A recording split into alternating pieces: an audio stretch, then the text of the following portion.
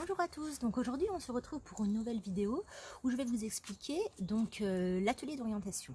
Donc déjà l'atelier d'orientation est pratiqué dans toutes les missions locales de France et donc dans la nôtre. Et donc cet atelier, donc je tiens à le préciser, est financé par la région Grand Est, donc pour notre région. Donc l'atelier d'orientation, donc si on vous a convié à cet atelier, c'est que vous êtes, d'où le mot le dit, donc en réorientation. Donc là, vous voulez trouver donc un ou des métiers donc qui pourraient vous convenir. Donc dans cet atelier, il y a plusieurs étapes. Donc la première étape, donc c'est la partie donc émergence. Donc ça veut dire qu'on va faire donc émerger des idées, émerger des métiers ou émerger des domaines d'activité. Donc pour réaliser cela, nous allons donc consulter des sites internet, nous allons réaliser des tests, donc par exemple des tests de personnalité, des tests d'aptitude, voir si vous avez des compétences qui sont transversales. Donc transversales, ça veut dire des compétences que vous pouvez réutiliser donc dans un autre métier. Voilà, donc quand cette partie-là est terminée, donc nous allons passer à la partie, donc je me fais juste attaquer par les moustiques, donc nous allons passer à la partie donc élaboration. Donc là, quand vous avez trouvé donc le métier ou les métiers qui vous conviennent, donc c'est toujours bien en fait d'avoir un second métier. C'est toujours bien d'avoir un plan B parce que ça peut arriver que le métier en fait ne vous convienne pas et donc du coup il faudra se réorienter quoi. Donc ça, j'en parlerai donc à la fin de la vidéo. Donc dans la partie élaboration, donc la partie élaboration, nous allons déjà voir donc si ce métier donc pourrait vous convenir. Donc là, on va pas donc l'exercer donc directement donc sur le terrain. On va déjà voir si ça vous convient. Donc quelles sont par exemple les conditions d'exercice de ce métier. Voir si ce métier, par rapport aux horaires que les entreprises pratiquent, voir si ce métier est aussi compatible avec votre vie privée. Voir si ce métier est un métier porteur. Donc un métier porteur, ça veut dire que c'est un métier ou un domaine d'activité dont on a besoin de main-d'œuvre. Ça veut dire que les entreprises donc recherchent absolument donc ce type de métier. Donc par exemple, je sais pas, je prends le métier de soudeur. C'est vrai qu'on est un petit peu en ras de soudeur parce qu'il y a aussi tout ce qui est habilitation, nouvelle soudure et tout ça. C'est un métier vraiment en devenir et puis tout le temps en mouvement. Par exemple, donc voir si le métier là qui me plaît, est-ce qu'il est porteur? Donc ça veut dire est-ce que si quand je vais travailler ce métier, quand j'aurai fait mon stage en entreprise, est-ce que je serai susceptible donc de trouver un emploi donc dans ce métier. Donc dans cette partie élaboration donc qui est assez vaste, assez grande, nous allons donc faire un ciblage entreprise. Donc un ciblage entreprise, ça veut dire je vais donc me fixer donc une zone géographique, donc de temps et temps de kilomètres. Donc là, tout dépend de votre situation. Si vous êtes mobile et si vous êtes prêt à faire des kilomètres, vous allez donc élargir votre rayon. Donc là, admettons que vous avez le permis B, vous avez votre voiture, vous êtes mobile, autonome, il n'y a pas de souci. D'autres cas, vous avez que par exemple, je sais pas, le permis AM, donc le permis AM c'est un permis donc pour conduire des scooters, donc est-ce que je suis prêt à faire tant et tant de kilomètres en scooter. Un autre cas, vous n'avez pas du tout de permis, ni de permis AM, ni de permis B. Donc est-ce que je peux aller dans ces entreprises-là que j'ai sélectionnées? Est-ce que je peux aller donc en transport en commun? Donc transport en commun, tout ce qui est bus et train. Voilà, donc nous, on travaille aussi avec d'autres partenaires sur le territoire qui peuvent vous aider, par exemple à des prêts de véhicules. Et voilà. Donc ça, c'est la partie mobilité qu'il faut vraiment donc prendre en compte, parce que vous devez vous rendre tous les jours à votre travail, donc c'est important de ne pas avoir de soucis avec la mobilité dans certains métiers. Ensuite, nous allons aussi dans cette partie élaboration donc travailler votre CV. Donc pour travailler votre CV, nous allons travailler sur un site qui s'appelle Lorfolio. Donc Lorfolio a été donc créé par la région Grand Est. Et donc dans le Lorfolio, on va donc entrer donc tout ce qu'on a fait tout au long de sa vie. Donc c'est-à-dire nos diplômes, nos attestations, nos certifications. On va rentrer aussi nos expériences professionnelles, nos expériences extra-professionnelles, si on a différents permis, si on a différentes, je sais pas, habilitations électriques, si on a les CACES. Donc on va vraiment tout entrer sur ce site. Ce qui est aussi intéressant sur ce site, c'est que vous pouvez télécharger tous vos justificatifs, donc les justificatifs. Donc le permis, les permis, les différents permis, vos différents contrats de travail, vos différents diplômes, vos différentes attestations et certifications, vous pouvez donc les télécharger et donc les insérer sur ce site. Ça fait aussi office de boîte de stockage. Donc du coup c'est pratique parce que vous avez tout sur un même espace.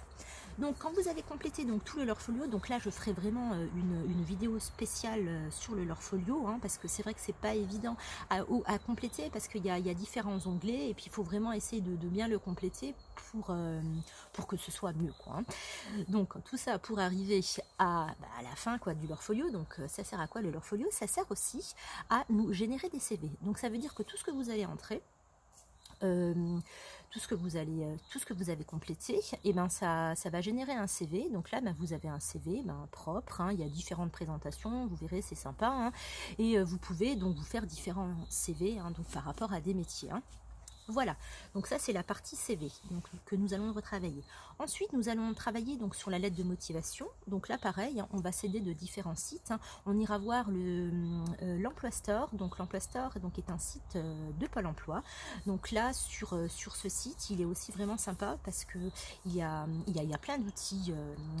Donc on verra ensemble, j'essaierai de faire une vidéo dessus. Et donc il y a plein de choses créées par Pôle emploi. Et Pôle emploi aussi a fait des liens avec différents sites et donc c'est sympa. Donc on travaillera la lettre de motivation sur un site que j'ai trouvé sur l'Emploi Store. Ensuite nous allons travailler, et ce qui est très important, c'est l'entretien d'embauche. Donc l'entretien d'embauche est très important. On ne va pas dans un entretien d'embauche les mains dans les poches. Il ne faut pas se dire ah ben c'est bon, j'ai un entretien, c'est bon, le job il est pour moi. Non, il faut vraiment bien le préparer, bien soigner sa présentation. Et aussi, avant tout, se connaître soi-même, savoir quelles sont les compétences que je vais exposer au futur employeur. Et voilà, donc c'est vraiment une préparation en amont. On n'y va vraiment pas les mains dans les poches, je tiens à le répéter.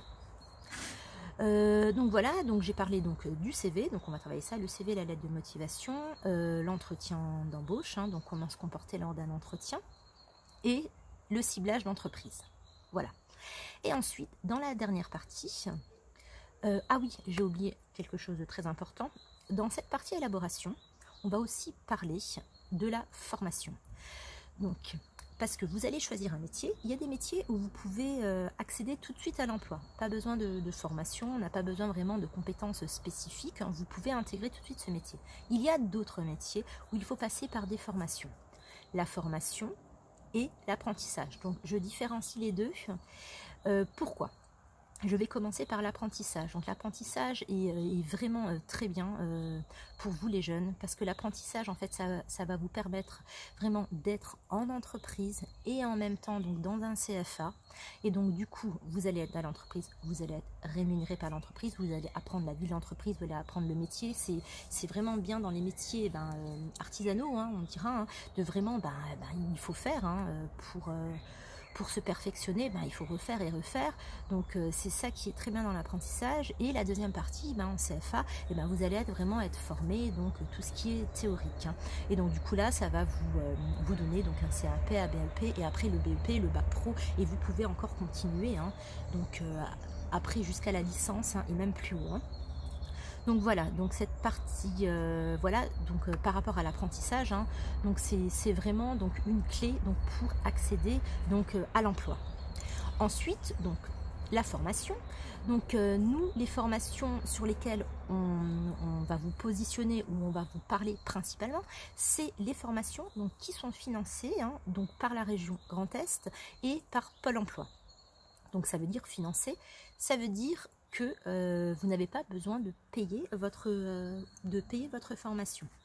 Donc vous intégrez cette formation dans certains critères. Donc si vous rentrez dans certains critères, hein, que là on pourra voir voilà, dans une autre vidéo, si vous rentrez dans certains critères, vous pouvez être rémunéré. Donc en gros ça va de 300 à 600 €. Donc tout dépend des critères, hein, si vous rentrez dans les critères.